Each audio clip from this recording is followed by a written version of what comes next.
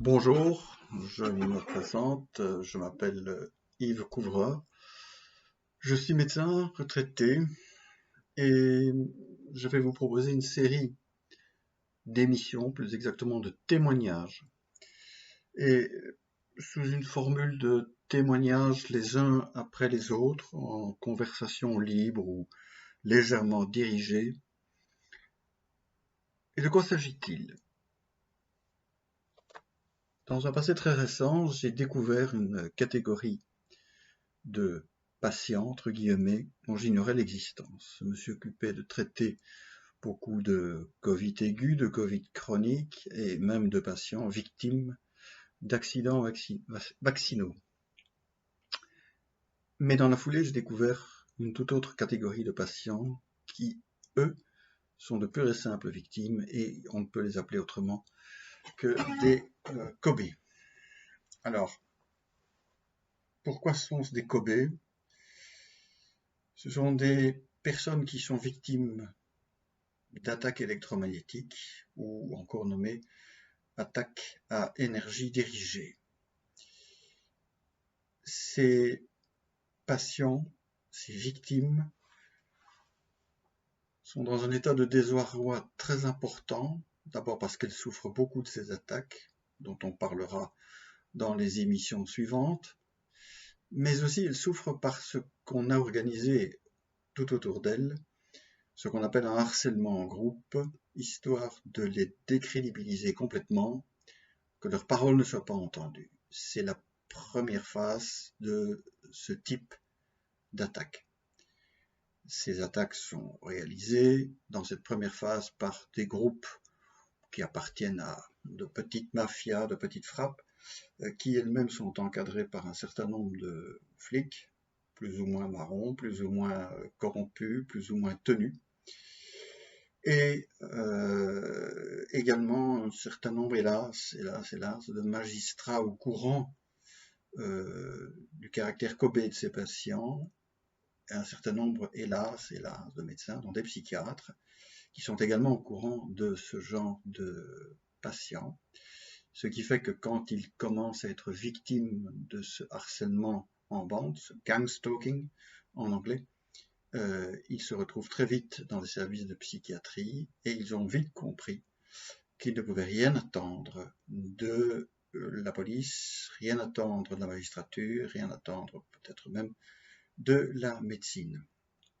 Dans une deuxième phase, ces patients qui sont ainsi cloisonnés dans une véritable cage sont victimes d'attaques, lesquelles attaques d'un caractère purement violent, de torture, ou des caractéristiques d'expérimentation tout à fait claires, ils vous en parleront. Pourquoi ces expérimentations? Parce qu'aujourd'hui, la guerre s'est transposée de l'atome au cerveau. Et comme je le disais à un ami militaire en retraite, quand tu dois tester du matériel, si tu veux tester une bombe sur un bunker, tu prends comme cible un bunker. Mais quand ta cible est un cerveau, tu prends un cerveau comme cible et surtout tu ne vas pas lui demander s'il est d'accord. On reviendra sur les buts et le caractère cobé de tout cela au fur et à mesure des interviews. Les moyens mis en œuvre, qu'ils soient de type social ou de type financier, sont absolument énormes. J'insiste sur le fait que ces attaques ne peuvent se produire dans un pays qu'avec la complicité plus ou moins active des autorités de ce pays. Quels en sont les vrais maîtres d'œuvre? Bon, dans la zone Belgique par exemple, il est tout à fait évident que le maître d'œuvre final, c'est l'OTAN, ou plus exactement à l'intérieur de l'OTAN, lui-même corrompu par ce qu'on appelle le deep state, l'état profond. Je voudrais aussi insister, je l'avais dit, sur le fait que j'ai traité les Covid, j'ai vu des patients vaccinés, évidemment, et je sais aussi que dans les vaccins, il y a l'ARN, mais il y a bien d'autres choses.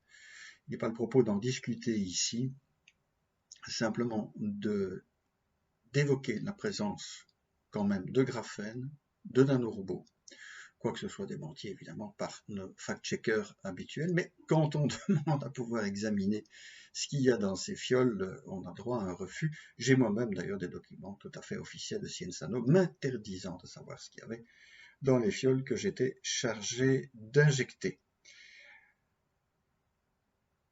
Dans une interview qui a été semi-censurée sur Radio Courtoisie avec Jacques Bauer et Anne-Marie Im, nous avons tous les trois évoqué le continuum qu'il y a entre le Covid, qui est une arme évidemment bactériologique qui a été faite en laboratoire, le Vax, pas appeler ça un vaccin, le Vax avec son ARN, mais aussi tout ce qu'il y a derrière le graphène, et derrière la propagation de la 5G qui n'a d'intérêt que pour les objets connectés, et évidemment, entre les patients graphénés massivement grâce aux injections et la 5G, chacun voit bien la liaison entre objets connectés, et il ne faut pas oublier que les objets connectés peuvent être déconnectés ou manipulés à distance. Ça, là aussi, ça fera l'objet de discussions avec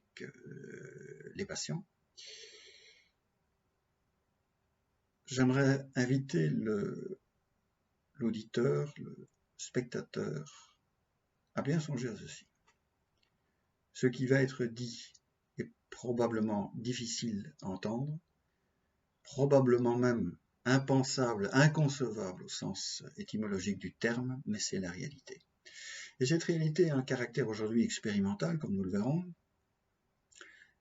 mais il n'échappera à personne que cette expérimentation a pour but d'être développée de manière massive à l'échelle d'une société, sinon elle n'aurait pas lieu d'être. On ne va pas me faire croire que l'invention de la dynamite s'était destinée uniquement à faire des pétards de 14 juillet. Eh bien, ces malheureux sont également là pour une expérience limitée, mais qui nous concerne tous et nous concernera tous.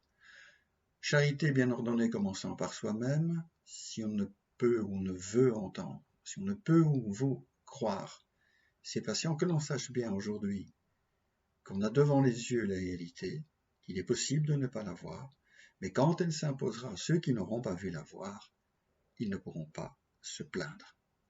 Alors que pouvons-nous faire? Peu de choses face à la technologie qui nous est opposée, face à cette organisation sociale, mafieuse, militaire, des barbouzes en tout genre, et surtout une masse financière énorme, nous ne pouvons pas faire grand-chose. Mais il est évident que les gens auxquels nous nous affrontons sont des gens dangereux. J'en ai d'ailleurs même fait l'expérience, en dehors d'être... je ne suis pas un Kobe, mais je suis menacé, oui, effectivement. Ça ne m'empêche pas, comme on le constate, d'ouvrir mon bec. Mais, que pouvons-nous faire donc? Il faut d'abord entendre, croire, questionner, et que surtout d'autres victimes viennent à nous et viennent témoigner.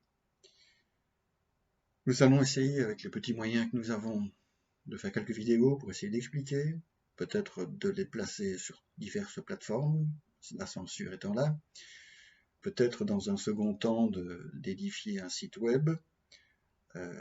Voilà ce que nous compterons faire, puisque les gens d'en face veulent surtout nous faire taire et que tout ça ne se sache pas. La seule arme à notre disposition, c'est de rendre public ce qu'ils veulent cacher.